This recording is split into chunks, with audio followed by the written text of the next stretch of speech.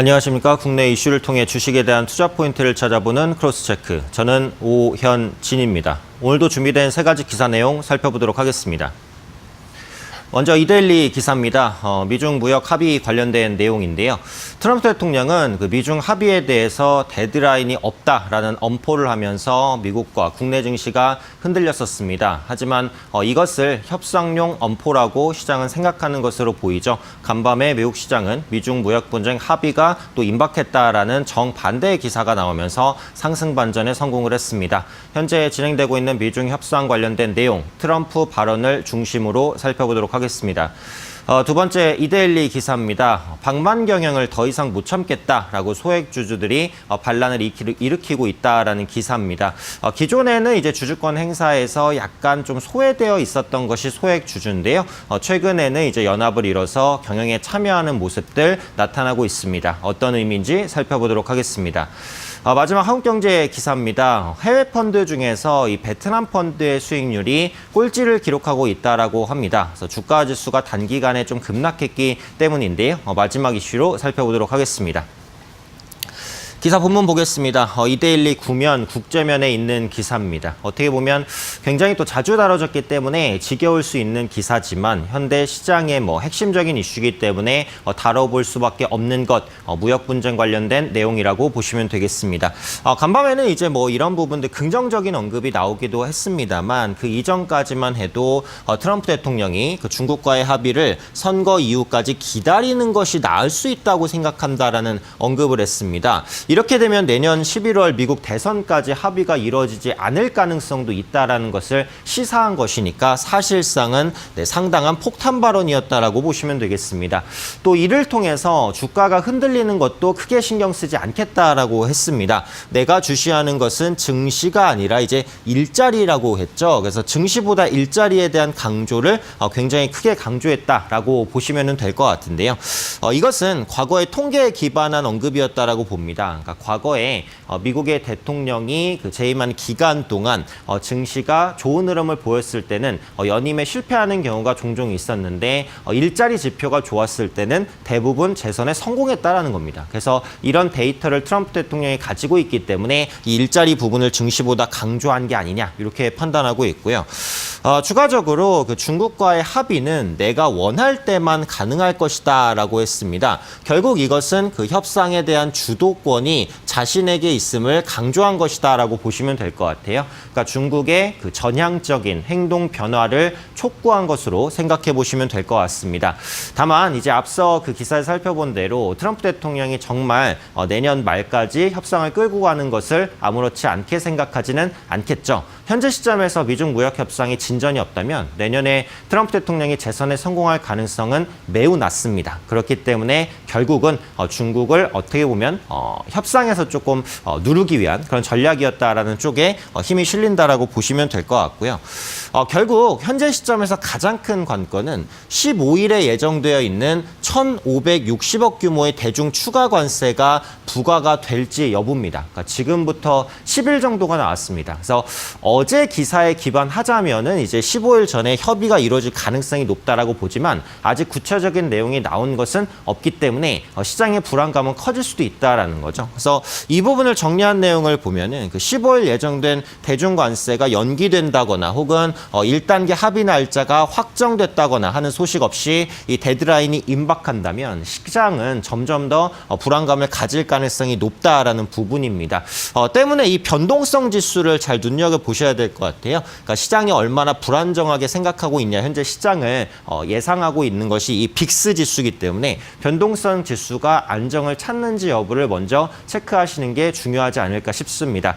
어쨌든 쿠슈너 보좌관까지 이제 개입을 하면서 미중 무역 협상에 청신호가 켜졌다라고 하지만 아직 구체적인 내용은 나온 것이 없기 때문에 앞으로 진행된 협상 내용들 조금 더 꼼꼼히 체크해 보셔야 될 것 같습니다. 다음 기사 보겠습니다. 이데일리 19면 증권면에 있는 기사입니다. 방만 경영을 소액주주가 더 이상 방관하지 않겠다라는 거죠. 국내 시장의 투자 주체, 개인, 기관, 외국인 세 주체를 들 수 있는데 그중에 주주권 행사에 가장 멀게 느껴지는 건 개인입니다. 왜냐하면 생업에 종사해야 되기도 하고 또 주주권을 행사하기에는 그 주식을 가지고 있는 규모 자체도 적기 때문입니다. 하지만 최근에 이런 소액주주들이 조금 달라지고 있죠. 그래서 소액주주 모임을 결성해서 집단 행동에 나서고 있습니다. 메이슨 캐피탈 같은 경우 대표이사 연입을 반대했죠. 또 감사 제안까지 계획을 했고요. 코닉글로리 같은 경우 5%의 지분을 모아서 경영 참여까지도 선언하는 그런 모습들 나타나고 있고요. 노건 C&I 같은 경우 그 대책위원회를 구성해서 주주총회에 대한 소집까지 검토하는 모습들 나타나고 있습니다. 한 종목씩 구체적인 내용 살펴보도록 하겠습니다. 우선 금융 리스 업체죠. 메이슨 캐피탈 같은 경우 임시 주총을 열고 소액주주 모임 측으로부터 대표이사 연임 안건에 반대한다라는 통보를 받았습니다. 그러니까 그동안 회사가 워낙에 그 방만 경영을 했기 때문에 주가가 지속적으로 하락했고 이에 따라서 전환사채 조기 상환 청구가 잇따르면서 재무 상태가 계속해서 악화가 되고 있다라는 거죠. 그래서 현재 지분 7.7%에 해당한 소액주주가 참여한 주주 제안을 했고 이게 받아들여지지 않으면 후속적인 조치도 하겠다라면서 회사를 강하게 압박하는 모습들 나타나고 있습니다. 보안 솔루션 전문업체 코닉글로리의 상황도 비슷합니다. 그래서 소액주주들의 경영 참여 소식에 최근에 주가가 급등락하는 모습들 나타나고 있는데요. 소액주주들은 지난달 25일 공시를 통해서 5.04%의 지분을 보유했다라고 밝히면서 경영 참여를 선언했습니다. 역시 회사가 주주를 위한 정책을 펴지 않는다라는 것에 반발을 하고 적극적으로 회사 경영에 참여하겠다라고 이제 선전포고를 한 것으로 보시면 되겠습니다. 마지막으로 살펴볼 종목은 이제 그 전 대표의 횡령과 배임 혐의로 거래가 중단된 상태인 노건 C&I입니다. 역시 이곳의 소액주주도 집단 행동에 나섰죠. 주식 위임을 통해서 9.2%의 지분을 확보하면서 무려 2대 주주의 지위에 올랐습니다. 현재 최대 주주와 지분율이 0.28%포인트에 불과하기 때문에 경영권까지 거의 바짝 위협하고 있다라고 보시면 될 것 같아요. 현재 거래가 중단되고 상폐 가능성도 거론되고 있다 보니까 대책위를 구성하고 주총 소집도 검토하고 있는 것으로 보입니다. 이렇게 수액 투자자들이 이제 적극적인 주주권을 행사하는 것은 현재 전 세계적으로 확대되고 있는 주주 행동의 일환이라는 거죠. 결국은 그 견제가 없는 권력은 이제 부패한다 이런 말들이 있죠. 그래서 회사의 경영에서도 견제를 받지 않고 기업의 오너가 독단적인 경영을 하게 되면 주주 피해가 침해될 수 있습니다. 결국은 이런 그 견제 행동을 통해서 기업이 조금 더 주주 친화적인 정책을 펼칠 수 있도록 주주권을 적극적으로 행사하는 것들 미래의 주식시장에 있어서 긍정적인 요인이라고 보고요. 또 최근에 행동주의 사모펀드 KCGI를 필두로 외국계 헤지펀드 그리고 국민연금의 스튜어드십 코드 이런 부분들이 소액주주들의 주주권 참여 행동을 조금 더 촉구시킨 부분도 있다라고 봅니다. 앞으로도 개인 투자자의 경영 참여가 지금보다 더 활발해질 것으로 보여지고 있기 때문에 이런 부분들이 기업 경영에 어떤 영향을 미치는지 살펴보시는 것도 재미있는 포인트가 되지 않을까 판단하고 있습니다.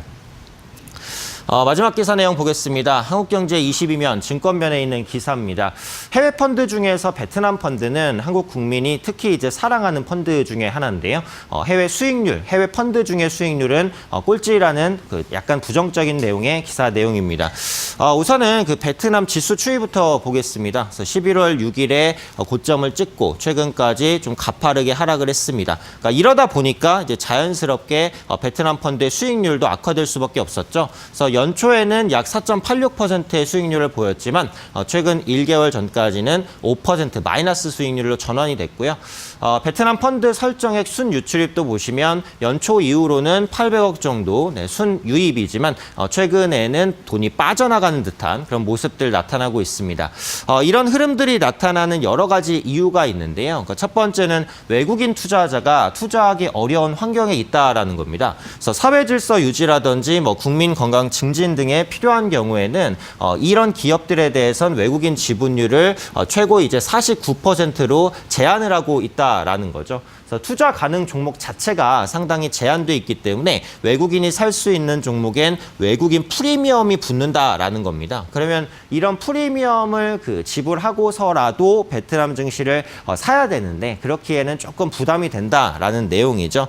하지만 이런 부분들은 내년부터 조금씩 바뀔 것이다라는 기대감이 있습니다. 우선 외국인이 100% 지분을 소유할 수 있는 상장사를 대폭 늘리는 내용의 법안이 지난달 국회를 통과했습니다. 빠르면 후속 절차가 나오면서 내년 상반기 정도에는 시행될 수 있을 것으로 보입니다. 외국인이 베트남 시장에 조금 더 접근성을 높일 수 있는 법이기 때문에 증시에도 긍정적일 수 있다라고 보시면 되겠고요. 특히 이제 내년 베트남 같은 경우 경제 성장률이 약 7%에 달할 것으로 보입니다. 중국의 성장률이 6%대까지 떨어졌다라는 것을 생각해 보면 중국을 넘어서는 성장률 보이고 있다고 보시면 되겠고요.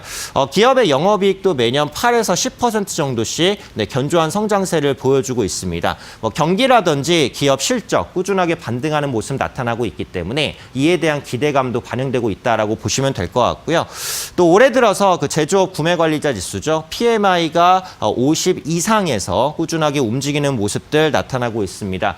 이렇게 베트남 경기는 현재 견조한 모습을 보이고 있고 기업 실적도 확대되는 모습 나타나고 있습니다. 그래서 이런 부분들이 여러 가지 대외 불확실성에도 불구하고 베트남 증시를 내년에는 반등시킬 수 있는 모멘텀으로 작용할 수 있다라고 판단하고 있으니까요. 내년부터는 베트남 시장에도 한번 관심을 가져볼 수 있지 않을까 판단하고 있습니다. 네, 급일 준비한 기사 내용 모두 살펴보았습니다. 앞서 살펴본 대로 간밤의 미증시는 무역 협상에 대한 낙관론이 힘을 받으면서 반등에 성공했습니다. 하지만 구체적으로 나온 내용은 없습니다. 언제든지 상황이 변할 수 있기 때문에 주식시장 참여자분들께서는 분할 매수나 분할 매도로 리스크를 줄이시는 것도 하나의 투자 방법이 되겠다라고 생각합니다. 이상으로 크로스체크 오현진이었습니다.